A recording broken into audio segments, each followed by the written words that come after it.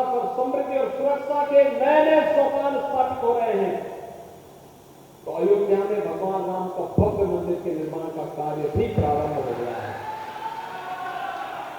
अयोध्या में भगवान राम का भव्य मंदिर अगले वर्ष के अंत तक बनकर के तैयार होगा और भगवान राम का भव्य मंदिर भारत के राष्ट्र गौरव का प्रतीक मंदिर होगा।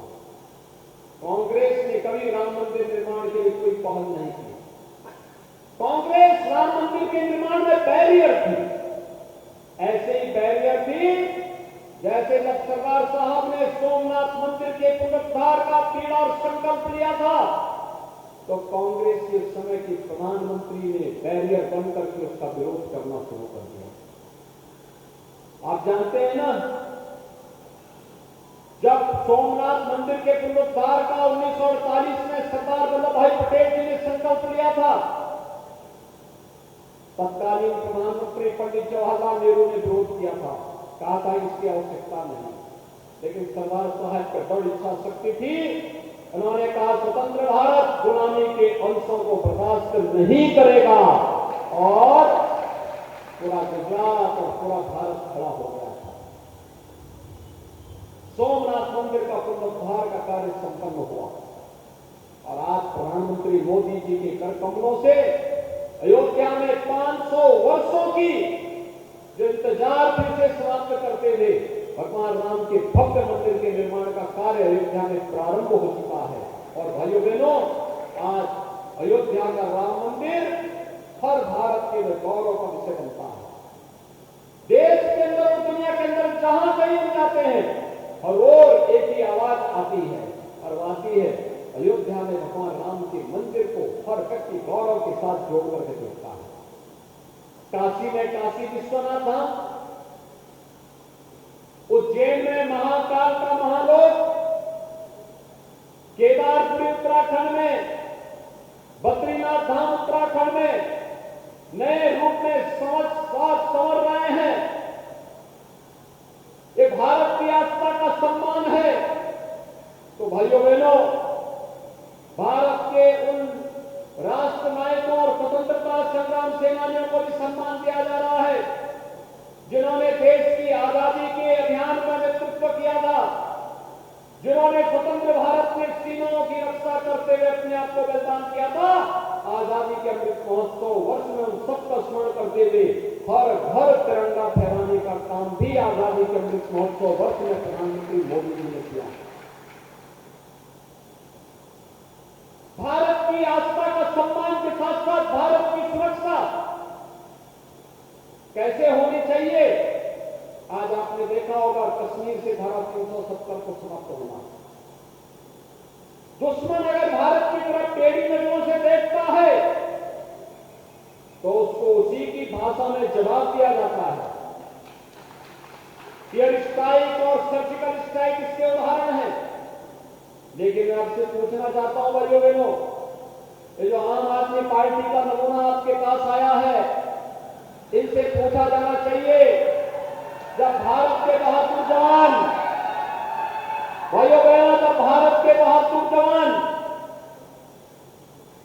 एयर स्ट्राइक और सर्जिकल स्ट्राइक करते हैं, तमाम आदमी पार्टी भारत के जवानों से पूछता है सबूत क्या है। पाकिस्तान चिल्लाता है, कराता है कि भारत के जवानों ने हमारी कमर तोड़ दी है, और आम आदमी पार्टी ने प्रमाण मांगता है।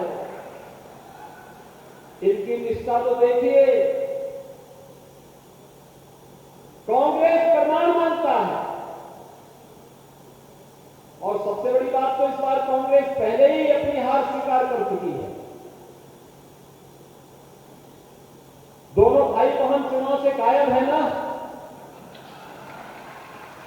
ये उनकी हार का पहला प्रमाण है। और दूसरा, आपने देखा होगा और तस्वीर आपने देखी होगी, बहुत वायरल हो रहा है। भारत जोड़ो यात्रा के दौरान कांग्रेस के नेता राष्ट्रगान करने के लिए मंच पे जाते हैं, सीधे खड़े होते हैं और फिल्मी गाना बजने लगता है। ये भी तो हुआ था ना।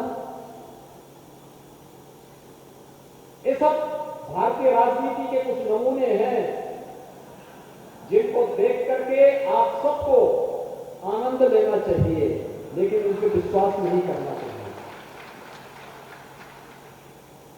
भाइयों बहनों, संकट के समय जो आपका साथी हो वही सच्चा साथी है। इस सदी की सबसे बड़ी महामारी आई थी कोरोना की, और आपने देखा होगा प्रधानमंत्री मोदी जी पूरे कोरोना कालखंड के साथ भारत के 135 करोड़ लोगों के जीवन और उनकी जीविका को बचाने के लिए पूरी मेहनत कर रहे थे। फ्री में टेस्ट, फ्री में उपचार, फ्री में वैक्सीन और फ्री में हर गरीब को राशन की सुविधा भी तो प्रधानमंत्री मोदी जी ने दिया। मैं विश्वास के साथ कहता हूं, अगर कांग्रेस की सरकार होती भाइयों बहनों, किसी का टेस्ट नहीं हो पाता, किसी को उपचार की सुविधा नहीं मिल पाती, वैक्सीन को कभी आ ही नहीं पाता, और राशन का पैसा भी ये सब खा जाते, सारा राशन खा जाते, किसी गरीब को मिलता ही नहीं। यही होता था कांग्रेस के समय में। क्योंकि राजीव गांधी जी को कहना पड़ा था कि हम 1 रुपया भेजते हैं, गरीब तक 10 रुपया पहुंचता है, 10 पैसा मात्र पहुंचता है, यानी 90 पैसा स्वयं खा जाते थे।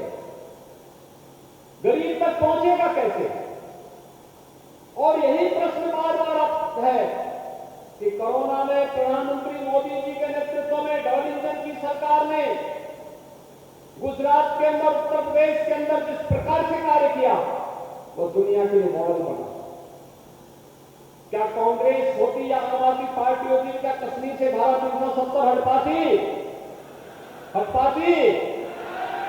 कांग्रेस रहती या आम आदमी पार्टी रहती तो क्या अयोध्या में राम मंदिर का निर्माण का कार्य हो गया होता?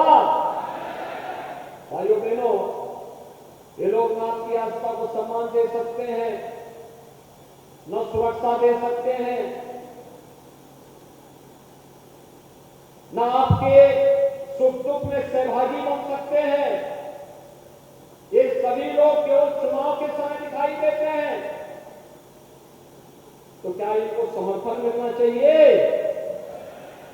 आज याद करिए, गुजरात दंगा मुक्त हो गया है। पिछले 20 वर्ष में गुजरात के अंदर कोई दंगा नहीं हुआ, कोई आतंकी घटना नहीं घटी थी, किसी प्रकार की अराजकता नहीं। गुजरात विकास का मॉडल बना है, सुरक्षा का मॉडल बना है, समृद्धि का मॉडल बना है। गुजरात को नई पहचान मिली है। इसलिए वोट भी जिसने गुजरात को मॉडल दिया है प्रधानमंत्री मोदी जी के नेतृत्व में, भूपेंद्र भाई पटेल के नेतृत्व में, इसलिए वोट भी उन्हें ही मिलना चाहिए। वही कमल चुनाव चिन्ह है, और उसी कमल चुनाव चिन्ह के लिए आप सबसे समर्थन प्राप्त करने के लिए आज हम सब यहां पर आए हैं। मुझे प्रसन्नता है कि नारायण भाई ने पिछली बार भी, और मुझे पिछली बार भी यहां आने का अवसर प्राप्त हुआ था। अमरेली में मैं एक बार सेना डॉक्टर के